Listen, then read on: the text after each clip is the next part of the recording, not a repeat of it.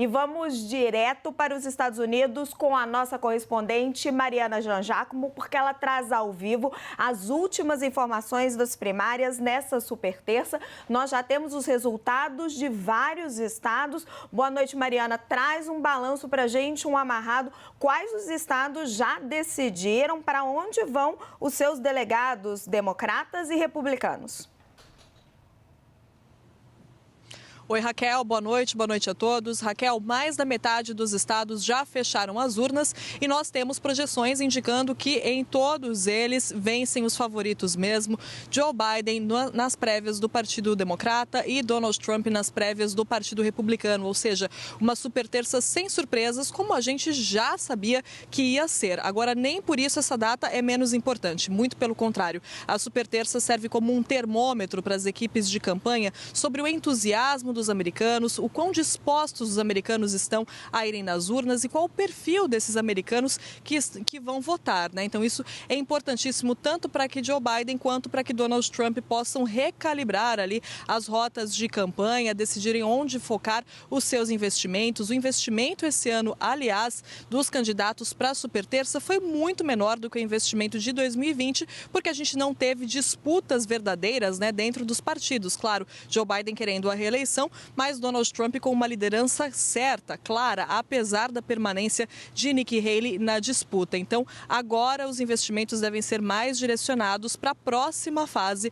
da campanha eleitoral, para a próxima fase do ciclo eleitoral. Raquel, agora, na verdade, às 11 horas da noite, no horário de Brasília, fecharam as urnas do Texas. E eu queria chamar a atenção aqui para o Texas, que é um dos estados mais importantes da super terça, porque é o centro da crise migratória, que se tornou um dos principais temas dessa eleição. É muito importante observar os resultados do Texas, porque certamente serão usados ali por Donald Trump, podem ser usados também por Joe Biden, já que a questão migratória virou um enorme problema nas mãos de Joe Biden e é um dos principais temas de campanha de Donald Trump, assim como foi da primeira vez que ele concorreu à presidência, né? A gente se lembra de Donald Trump falando muito sobre a construção do muro na fronteira entre os Estados Unidos e o México. Agora, dessa vez, ele endureceu a retórica, chegando até a dizer que imigrantes ilegais estão envenenando o sangue dos Estados Unidos. Então, se Donald Trump realmente tiver uma votação em peso para ele no Texas, certamente ele usará isso para tentar desqualificar Joe Biden, porque ele fala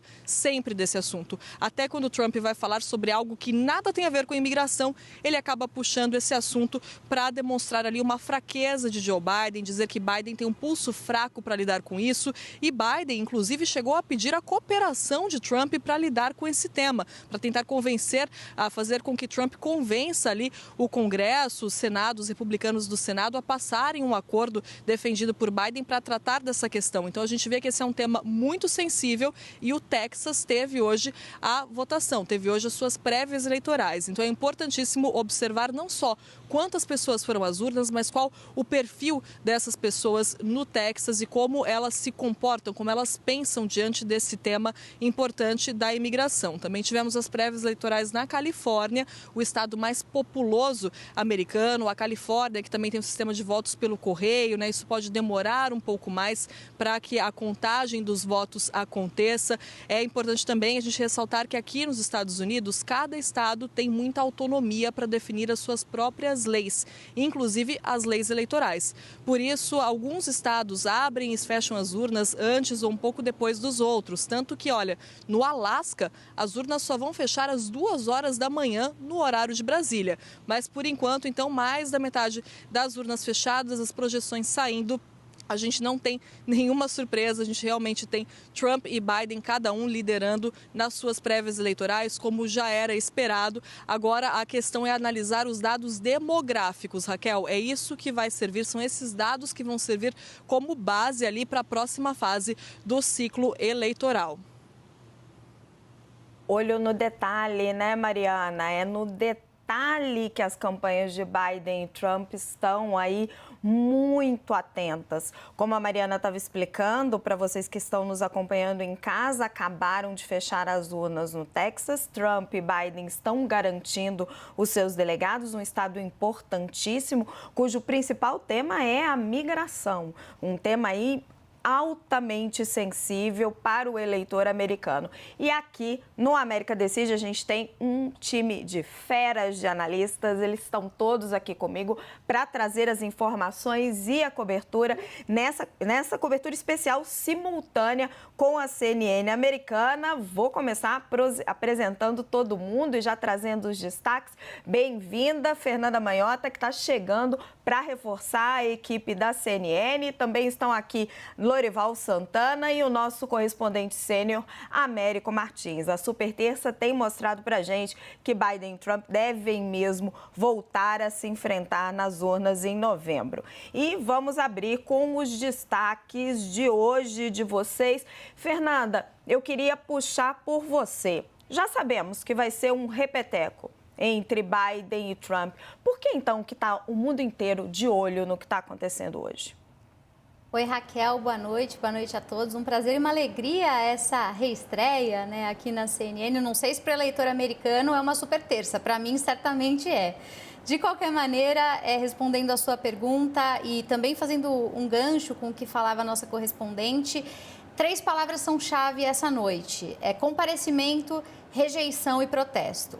A campanha de Biden observa o chamado efeito Michigan, está tentando mapear se existe no país outros que estejam revoltados com a ação dos Estados Unidos no exterior. A campanha de Trump está querendo desesperadamente encerrar essas prévias e acabar de uma vez por todas com o período pré-eleitoral, até porque isso drena recursos que nesse momento são escassos. E, claro, temos também uma forma de medir a aversão aos candidatos, que, como todo mundo sabe, não são exatamente os mais populares. Então, palavras-chave, eu destacaria essas 3 para a gente destrinchar ao longo do nosso programa. Comparecimento, rejeição e protesto. São os 3 fatores, então, aí que para Fernanda Manhota a gente tem que estar de olho no que vai acontecer isso, tanto com Biden quanto com Trump. Lorival Santana e Nikki Haley, a gente tem que estar atento, apesar dela ser uma candidata que certamente vai perder para Donald Trump, para onde vão seus eleitores? Essa é a grande questão e principalmente em 2 estados que estão realizando primárias hoje, a Virgínia e a Carolina do Norte, porque são os 2 estados, desses 15 estados, são os 2 que podem definir a eleição em novembro. Dos 50 estados americanos, mais de 40 têm desempenhos sempre muito estáveis, muito previsíveis, seja para votar para democratas, seja para republicanos. Então, a gente foca nos estados em que há oscilações entre uma eleição e a outra. A Carolina do Norte e a Virgínia não são estados pêndulo tecnicamente, mas são estados em que pode haver, sim, surpresas. E no caso da Carolina do Norte, 1/4 dos eleitores republicanos votou na Nikki Haley. E no caso da Virgínia, 1/3 dos eleitores republicanos votou na Nikki Haley.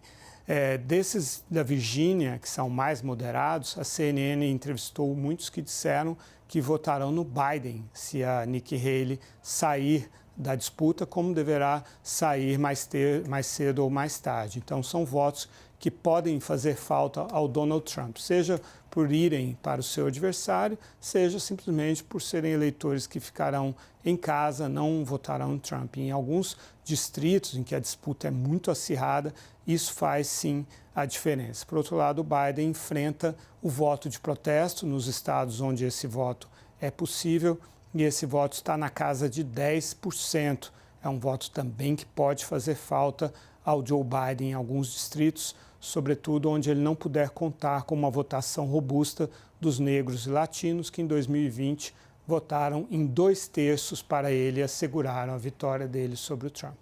Uma eleição tão acirrada, então, que qualquer voto, ou melhor, se tratando dos Estados Unidos, qualquer delegado vai fazer diferença. Américo Martins, e você, meu caro, qual é o seu destaque para essa noite de hoje, em que a gente já sabe praticamente quem vão ser os candidatos confirmados nessa super terça e matematicamente no final do mês, mas que deixa esse gostinho de uma política americana fossilizada, como você escreveu no seu artigo aqui na CNN?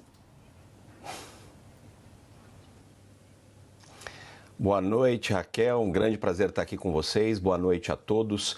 Eu queria jogar um pouco isso para frente porque os resultados vão ser confirmados essa noite. Trump vai ser o candidato do Partido Republicano, o presidente Joe Biden vai ser o candidato do Partido Democrata e a gente já antecipa aqui uma eleição que vai ser muito dura, provavelmente com muita baixaria, muitos ataques, muita briga aí entre os candidatos. E isso vai consolidar de uma vez por todas essa polarização americana. Óbvio que essa polarização não depende apenas do Trump e do Biden, mas eles são as duas figuras que personalizam totalmente essa polarização neste momento nos Estados Unidos. O Biden é tão odiado pelos republicanos quanto o Trump é detestado pelos democratas. E isso acaba impedindo qualquer tipo de negociação sensível ali, mesmo que faça todo o sentido para o país entre os dois partidos. Então, nesse sentido, esses dois candidatos, como eu escrevi no nosso site, fossilizam aí a disputa política americana e são um perigo para a democracia, porque você só vai aumentar a personalização da política, só vai aumentar essa polarização, não existe, olhando para frente, nenhuma chance dos dois partidos, usando aí esses dois candidatos e coroando esses dois candidatos, não existe nenhuma chance desses dois partidos colaborarem no futuro. Então nós vamos ver aí mais uma campanha muito dura e muito provavelmente um governo, independente de quem ganhe, que vai ser muito difícil de trazer muitas mudanças para os americanos. Obviamente isso vai depender da composição do Congresso, mas você não vai ter uma colaboração entre os dois partidos. E por fim, os dois fossilizam a campanha também, porque um aos 81 anos e o outro aos 77 anos, eu não estou falando necessariamente de idade, mas eles impedem a renovação da política americana. Não vimos surgir aí nenhum nome, nenhum dos dois partidos que possa fazer oposição a eles dentro dessas legendas.